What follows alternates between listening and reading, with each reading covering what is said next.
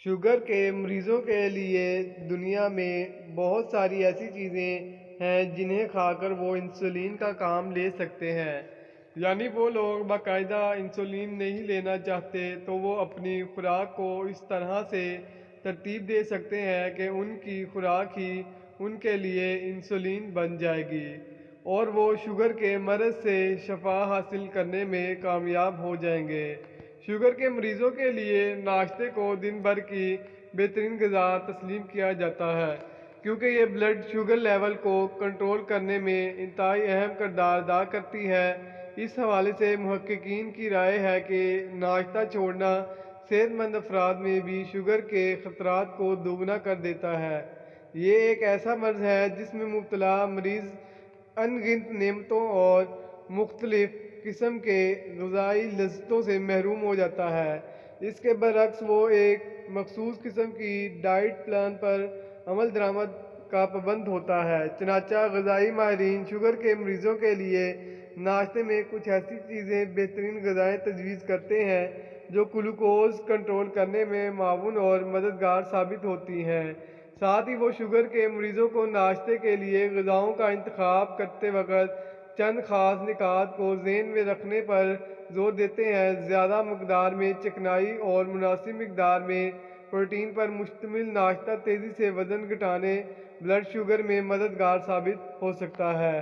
اس کی ممکنہ وجہ کچھ یوں ہے کہ اس قسم کا ناشتہ کاربوہائیڈریٹس کی کم مقدار پر مشتمل ہوتا ہے، جو گلوکوز کا رد عمل کم کر دیتا ہے۔ اس کا مطلب یہ ہے کہ پورا دن جسم میں بلڈ شوگر کی سطح متوازن رہے گی۔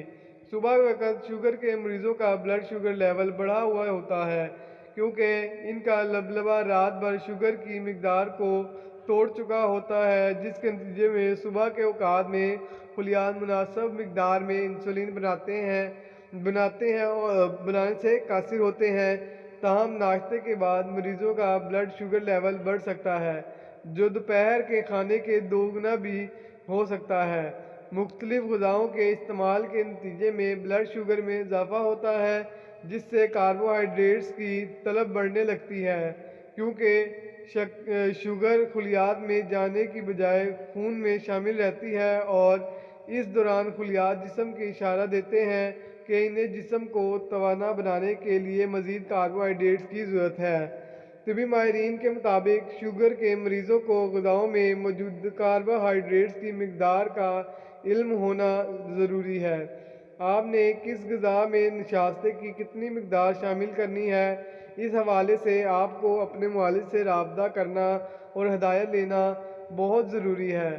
ناشتے میں سخت ابلا ہوا انڈا شوگر کے مریضوں کے لیے بہترین رہتا ہے۔ شوگر کے مریضوں کو دل کی بیماری کا خطرہ عام افراد کی نسبت زیادہ ہوتا ہے۔ تاہم تحقیقاتی مطالعات سے ثابت ہے کہ ہفتے میں 6 یا اس سے کم انڈے استعمال کرنا کولیسٹرول کی سطح میں کسی خاص فرق کا باعث نہیں بنتا۔ تو دوسری جانب انڈوں کو اگر اچھی طرح پکایا جائے تو یہ ایک صحت مند دن کے آغاز کے لیے بہتر ثابت ہو سکے گا۔